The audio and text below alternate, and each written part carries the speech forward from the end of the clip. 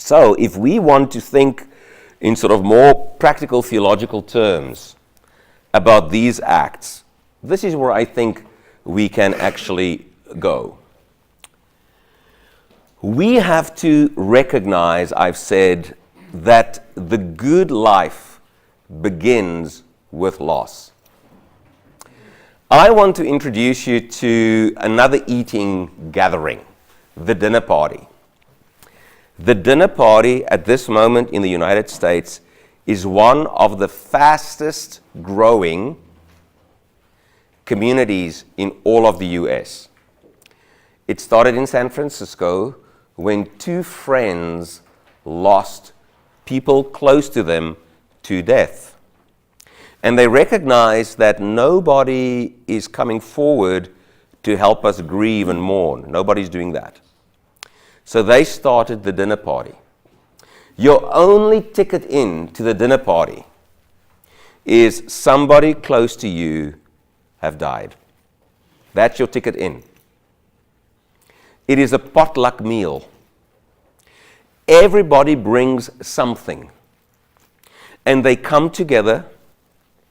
And what they do is they tell the story of the loss. Why is that important? Because loss changes one's identity. You cannot experience a loss and be the same person. And it is in the telling of the loss that you discover a new identity.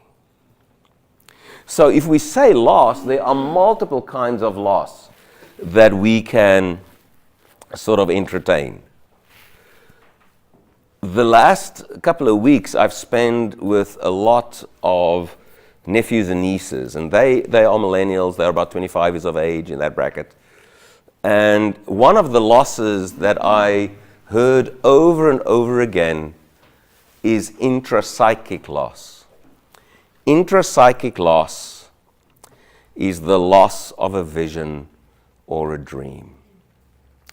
In this instance, these young family members of mine, all of them who studied here, they had visions of what the working life would look like.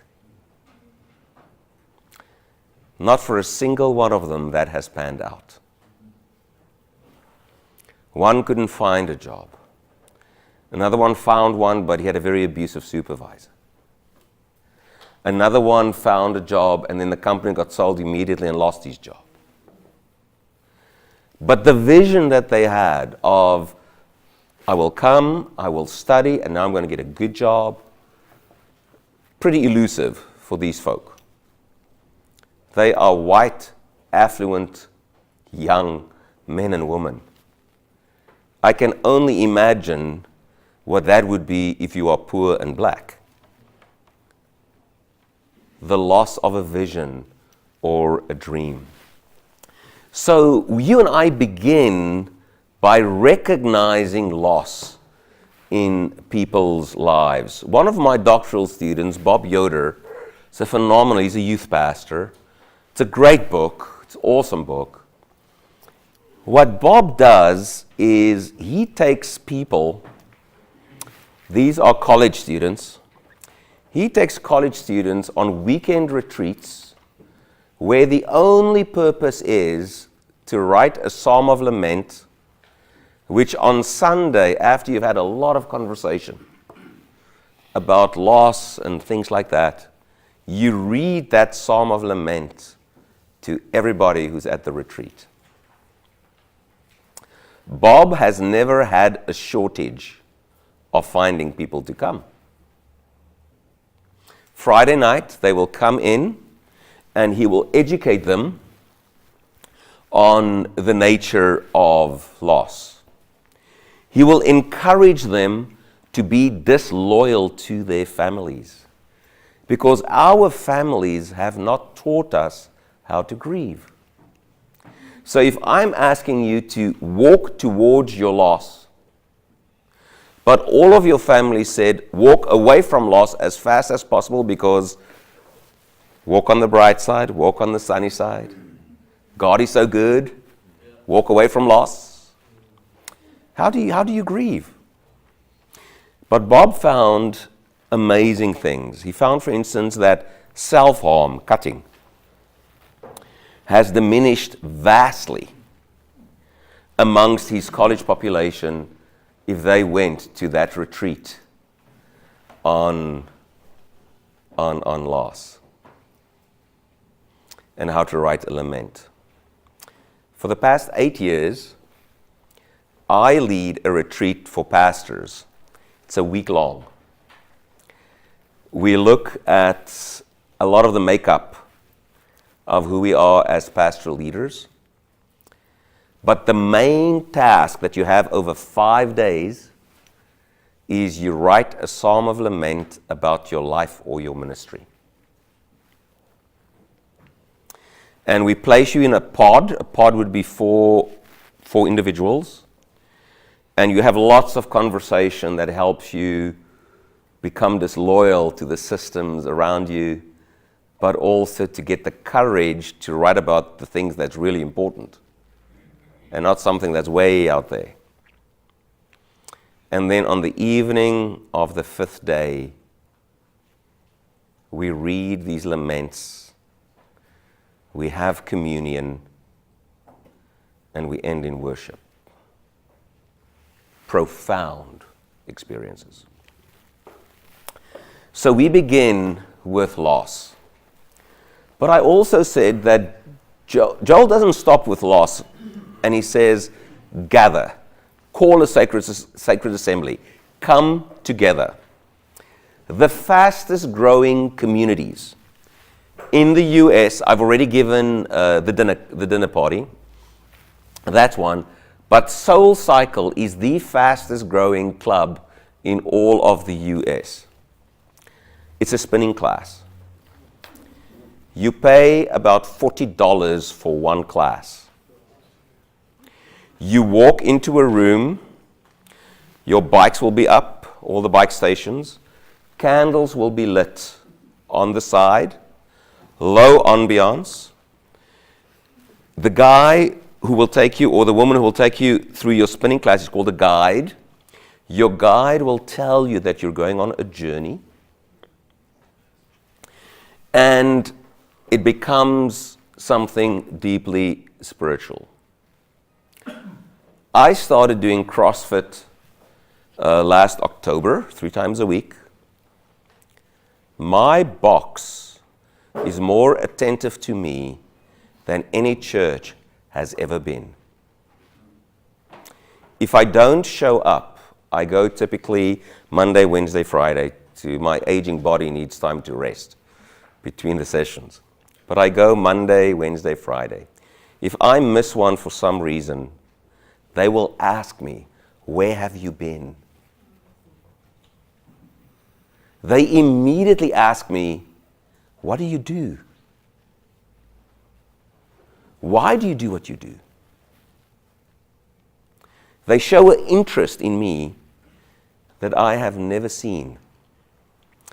So I decided I'm going to take my 14-year-old daughter to the CrossFit box. And she joined. It's brutal. They beat you up in a CrossFit box. It's not easy. But Michaela Day, she goes with me, Monday, Wednesday, Friday.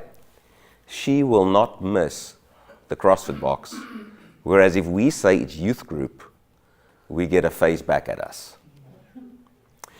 There are alternative communities. The Sanctuaries is a wonderful community that started in Washington, D.C.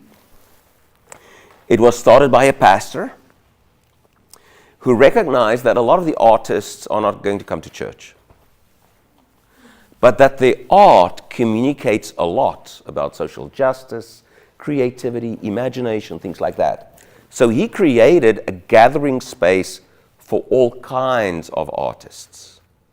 Some dance, some paint, some do spoken word, all kinds of artists. And they become his congregation. The sanctuaries are now expanding to every major city in the US. there's one in Nashville. What we know about gathering and millennials is that there is a dynamic there that brings people in. I have a great friend who has a barbecue ministry. He's Presbyterian. He lives in Richmond, Virginia. And on Friday nights, he goes into a local park and he cooks hot dogs, hundreds of them. And he will say, $2 a hot dog, and that will cover the cost. If you give me more, that will go towards me being a minister with a barbecue ministry. Nobody gives. He says the average is about $5 that people give. So what happens is people come in, and he cooks up a storm. Everybody eats. It's a public space. It's a park. Then he has a mini worship service for them. It's his congregation.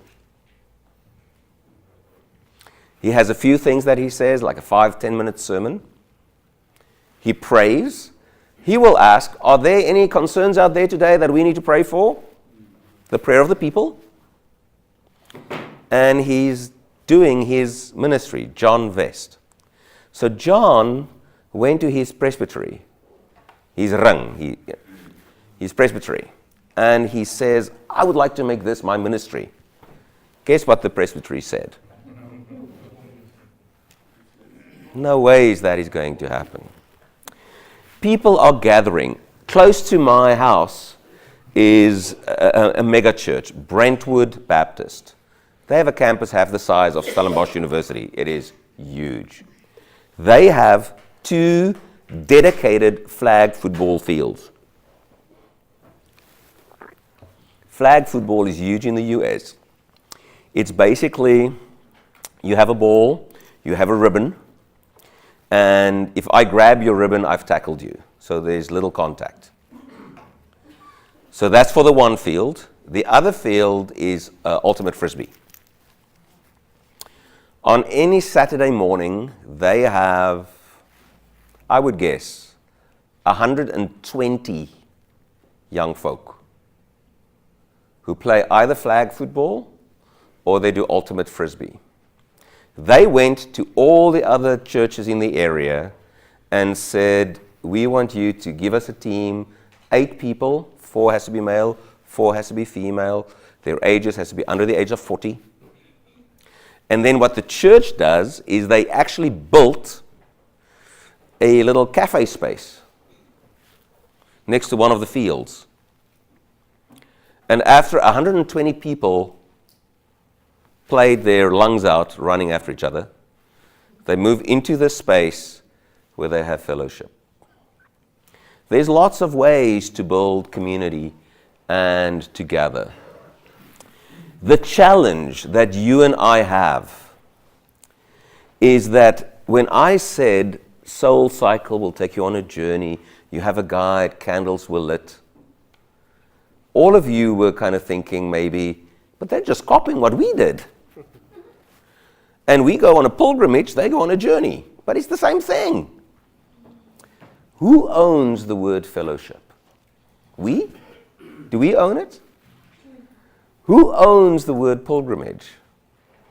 So one of the magazines I read back home is Die Weg. I like Weg and to read about where you can camp here in South Africa and stuff. And I'm amazed how often people write about the Camino that they've walked. And if I'm not mistaken, didn't Frederick start a Camino here as well? That you can walk? Yeah.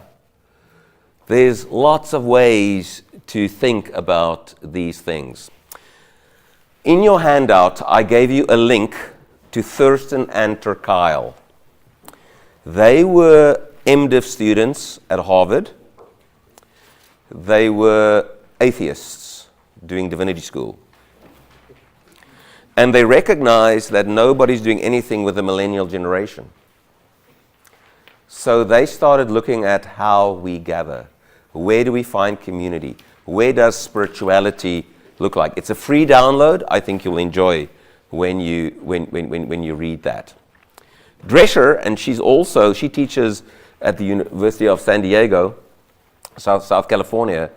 Her book, Choosing Our Religion, The Spiritual Lives of American Nuns, it's an absolute great book to read. It's in your reference list, pick it up, and if not, ask the library here to get it for you guys.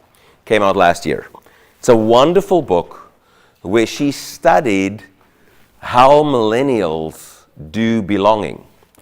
And then she found that they do belonging in profound kinds of ways.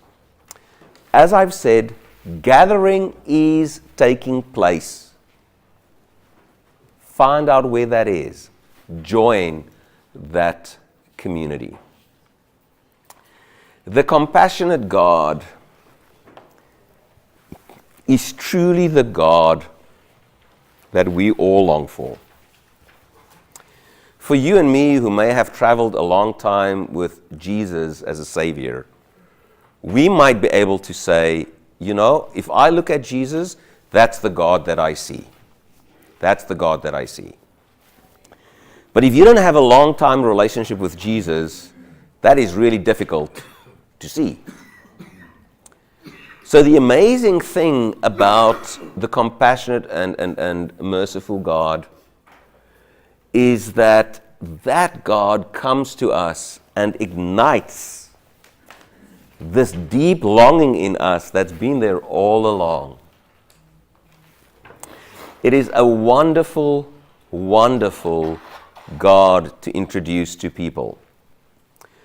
Abraham Joshua Heschel reminds us that the essence of God can be captured in the word pathos. God's loving concern. God's loving concern.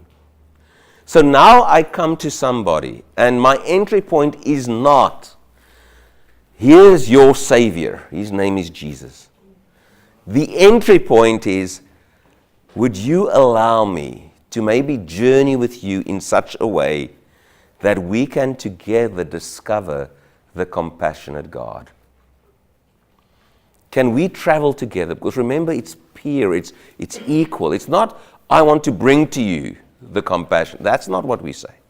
Can I travel with you in such a way that together we can discover the compassionate God? Heschel reminds us that God's pathos is bigger than our sin. And of course we know that in the Christian tradition. We know that in many, many other kinds of ways as well. Phyllis Tribble, when she writes about God's pathos, she reminds us that the word of compassion is the Hebrew word for womb. And so if I say we have to introduce people to the compassionate God, what I'm really saying is introduce people or explore with people the wombishness of God. Deep feminine traits that if we talk about the Father the whole time, it's never going to happen. So we have to challenge our metaphors a little bit in all kinds of ways. Twice in the book of Joel, God says, I will never again let my people be ashamed. Twice. If you know loss and trauma intimately from a young age, as I indicated, shame is written on your body. The millennial generation knows shame. They know toxic shame.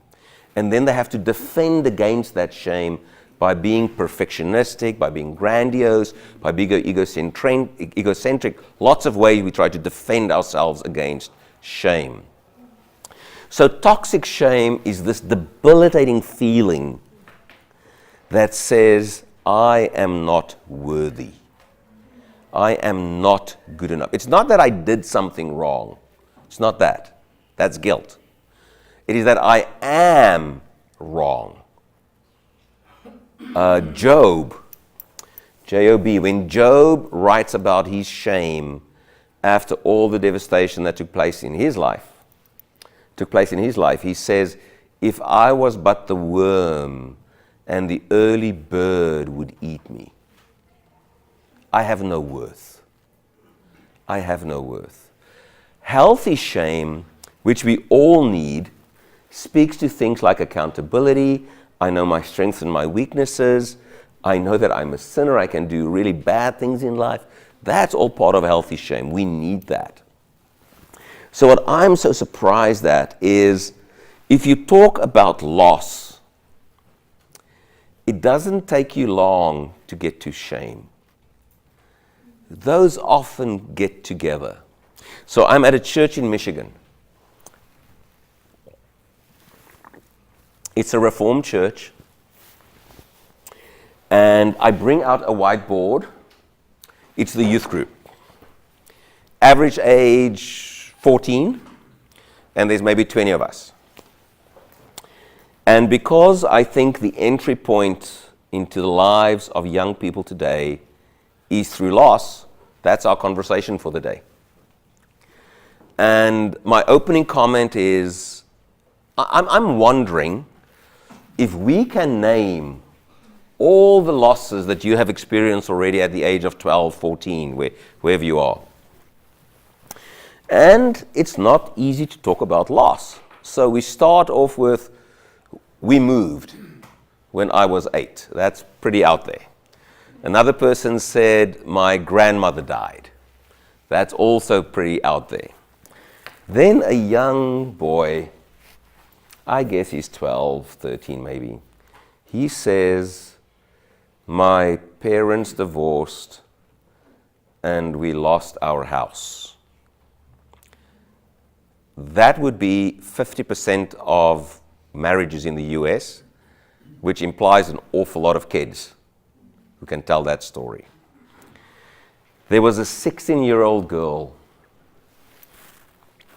She slowly raises her hand and she says, the locust that touched my life was interpersonal violence.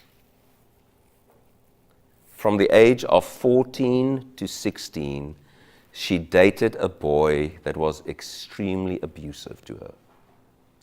So abusive that she actually ended up with a couple of stints in hospitals after failed suicide attempts. And she talked about the shame that she carries about herself after being put down by this boy for a period of 2 years. She could say that I'm no longer in a relationship with him, and I'm glad to do that, and I'm glad that I'm working on myself to find my voice again. If you work around the theme of loss, shame is extremely close.